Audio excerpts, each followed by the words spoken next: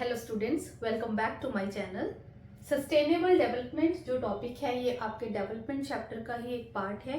ये एक छोटा सा टॉपिक लेकिन मोस्ट इम्पॉर्टेंट टॉपिक है। एग्जामिनेशन पॉइंट ऑफ व्यू से भी, वैसे भी अंडरस्टैंडिंग के लिए भी कि सस्टेनेबल डेवलपमेंट क्या है, ये बहुत ही इम्पॉर्टेंट कॉन्सेप्ट है। बट सिंपल है, समझने के लिए ये बहुत सिंपल है।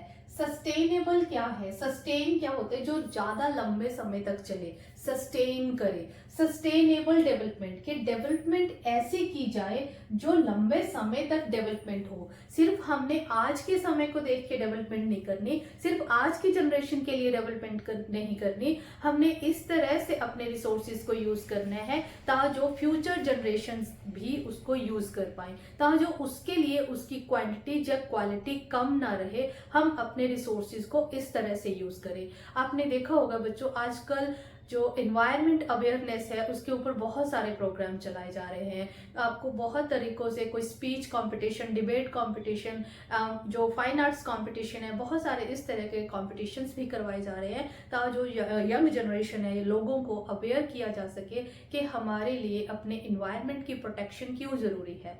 रीज़न क्या है कि इकोनॉमिक ग्रोथ के चलते कि हमने जीडीपी इंक्रीज करना है, इकोनॉमिकली ग्रो करना है, हम उसके चलते हम रिसोर्सेज को इस तरह से यूज कर रहे हैं कि हम देख ही नहीं पा रहे कि वो फ्यूचर के लिए सस्टेन रह भी पाएंगे या नहीं, उनकी क्वांटिटी फ्यूचर जनरेशन्स के लिए कितनी रह पाएगी, उनकी क्वालिटी कैसी होगी। इसके इफेक्ट्स हम आज भी देख सकते हैं। आज भी एयर क्वालिटी कितनी पुअर हो चुकी है जो पहले ऐसी नहीं थी। आपको याद होगा कि 2017 में कितना ज़्यादा पंजाब में स्मोक था, जिसकी वजह से गवर्नमेंट को इवन जो स्कूल है वो बंद करने पड़े थे।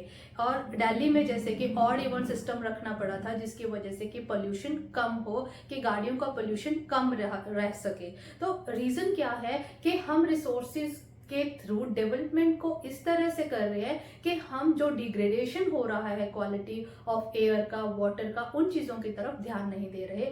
मोर ओवर हमारे रिसोर्सेज हैं जो वो खत्म हो जा रहे हैं। सस्टेनेबल डेवलपमेंट का मतलब ही ये है कि हमने रिसोर्सेज को इस तरह से यूज करना है कि उसको फ्यूचर जनरेशन्स भी यूज कर पाए। यदि हम इसकी डेफिनेशन देखें तो बहुत ही सिंपल है।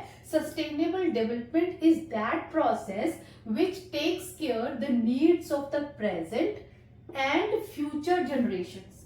ठीक है, किसकी जरूरत, सबकी जरूरतों का ध्यान रखती है, present generations and future generations, along with the protection of environment। साथ साथ में हमारे environment को इस तरह से प्रोटेक्ट करे ताकि वो फ्यूचर जनरेशंस के लिए उसी क्वालिटी का रहे। ये टर्म सबसे पहले किसने यूज की थी? एक इंटरनेशनल हमारे यूनियन बनी हुई है। इंटरनेशनल यूनियन किस चीज के लिए? For the conservation of nature and natural resources.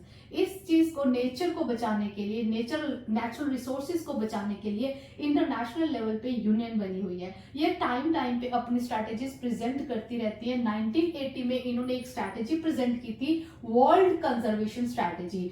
World conservation strategy में इन्होंने सबसे पहले इस वर्ड का यूज किया था। यदि आपको क्वेश्चन आ जाता है एग्जाम में कि सबसे पहले सस्टेनेबल डेवलपमेंट का, इस टर्म का उपयोग कब हुआ था, कौन से ईयर में हुआ था, तो 1980 में हुआ था। किसमें किया गया था? वर्ल्ड कंजर्वेशन स्ट्रैटेजी में किया गया था। किसने दी थी ये वर्ल्ड कंजर्वेशन स्ट्रैटेजी?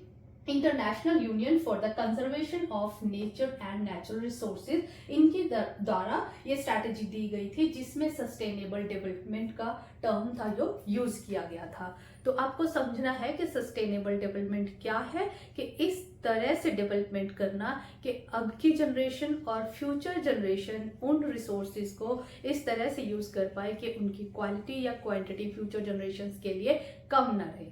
तो ये था sustainable development. Thank you, thanks for watching.